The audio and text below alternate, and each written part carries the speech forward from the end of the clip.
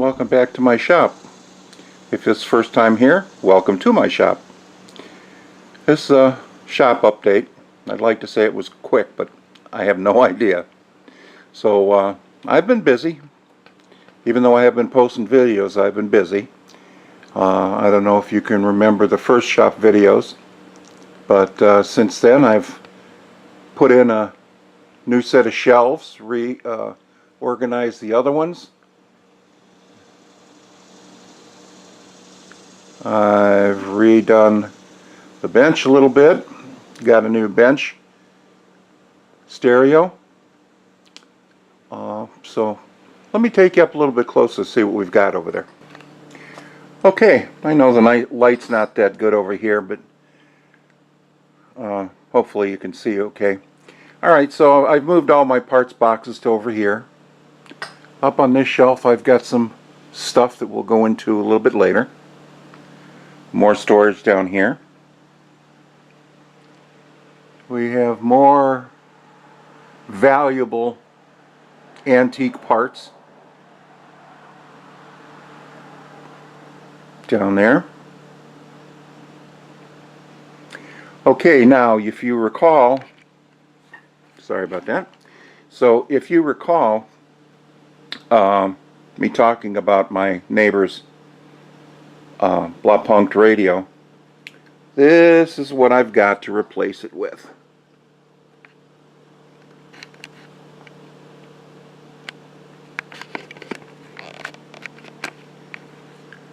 This nice Philco here. One of the best in my collection.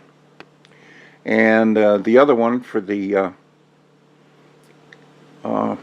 Jackson Bell is this Philco. It's I'm not going to pull it out right now, but it's a model 60MB, I think. And there's one of my boom boxes over there. And some miscellaneous stuff. Okay, now over here, that is called a play tape. It's before 8 tracks, before 4 tracks. It's a 2-track player from the 60s. Actually, I have several of those that when I get to it, we'll look at that more in depth. There you get my isolation transformer there, and just some miscellaneous stuff over there. Now let's go up to the top rack. Okay, now right there I've got a Super Scope cassette recorder. That is a Admiral tube type portable from, I think it's the late 30s, early 40s. And this is for Doug Moslack. Here's 2 GE radios. There's another one behind it. The one nice thing is, though, this one, as you can see, is shortwave.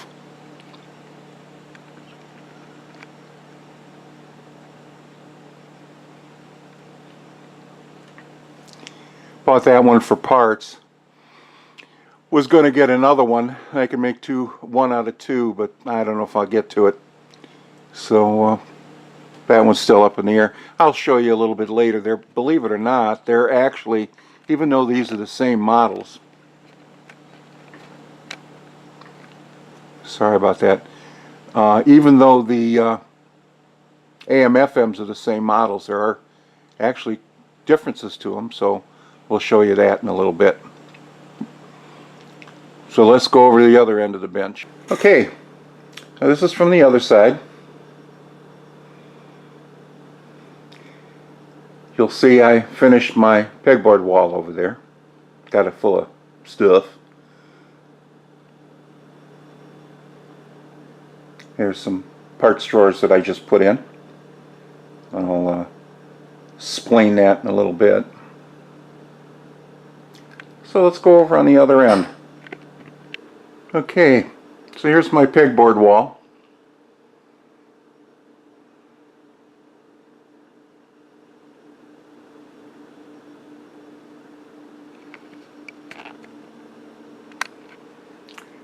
We've got a first aid kit up there for bumbleheads like me.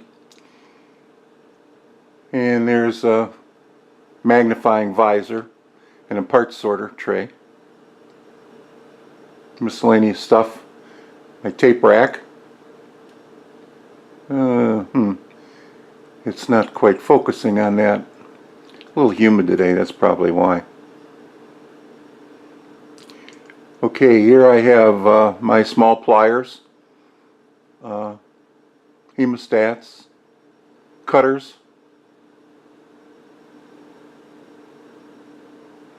This is my little pick tools, tweezers, electronic thermometer there, goggles, my power screwdriver, my rack with my small tools and small screwdrivers there,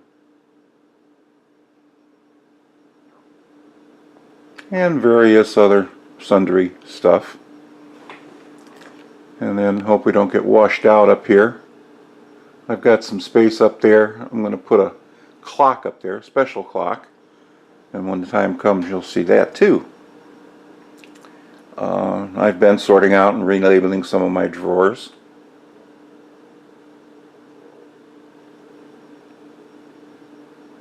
And that's pretty much it for over here. Alright, over here, these parts drawers here, which I still have to fill, I'm going to put capacitors and resistors in there. I had a large cabinet, 60 drawer cabinet, that was like the red ones over on the other side. And I was going to buy some smaller cabinets, too expensive. I was going to make something, too lazy. So what I did was I took that 60 drawer parts cabinet and I cut it in half. And so you see that's the bottom half over there, and this was the top half, and since there was nothing underneath it I had to put a piece of wood under it, but it worked out pretty good.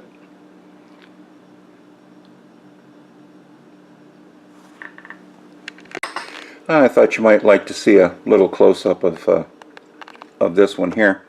I made this rack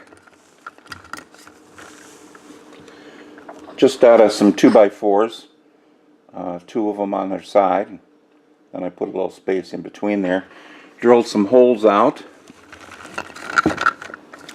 and there you see my jeweler's screwdrivers, and we have a probe tool there. That one there is actually for installing belts on cassette decks and 8-tracks and that sort of thing. Got a couple of screw starters there. A couple of, my son and I like to call these 3-prong ghoulies. You'll see why in a minute. And these are my, well, for lack of a better word, they're dental picks. Real handy when you have to get in those small spaces. Alright, now these,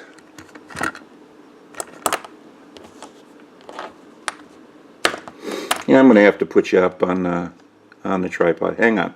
I hope that's a little better. Now, where you at? There you are. Okay, this is what I would call a 3-prong ghoulie.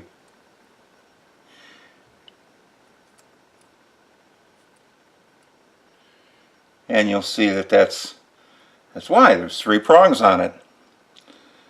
Don't know. Don't ask me where the ghoulie came from. Don't know. But this is great for picking up parts, starting screws, starting nuts, that sort of thing. And this, I'll demonstrate these as we go along in another video. This is a screw starter for Phillips screws. You put the Phillips screw on there, you pull this back, it expands in the hole, and then you can start your Phillips screw.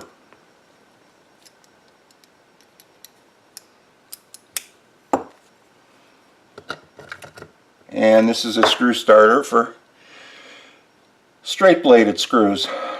I don't know if you can see the end real well, but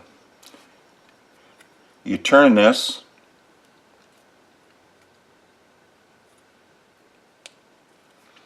until the blades line up, and then when you put it on the screw, you push down on it. The center part goes at an angle there, and it holds the screw, so you're going to get it started.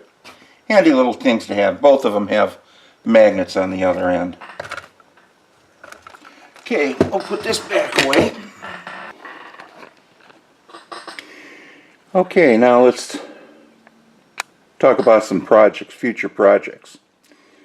First one I think we're going to do, don't worry, I didn't forget about those GE radios, but right now this is more important. First thing I'm going to do is get this isolation transformer Variac built. I want to redo this audio panel here. I want to get the DC power supply going. I got a kind of a neat thing for that, and we'll see what that is when I get to it. And over here, my my original breadboard was really kind of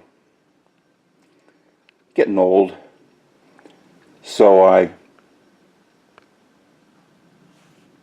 bought a new one. So the plan is, these are two breadboard power supply kits. One is for 5 volts and the other's for 3.3 volts. Well, actually, both of the kits will do both, but one is going to be dedicated for 5 volts, the other for 3.5 volts. And as far as the breadboard itself, I'm going to make a little base to go underneath here. The power supplies will be in the base, and some other things that are needed. And we'll see how that goes along. Well, that's kind of my update and future projects for now. And we'll try to get another video out real soon. I got another quick tips video that's going to be coming out probably next week, and we'll see how that works out. And with that said, I appreciate your watching. Please share, like, and subscribe. I really would appreciate a subscription. And we'll see you on the next one. Take care.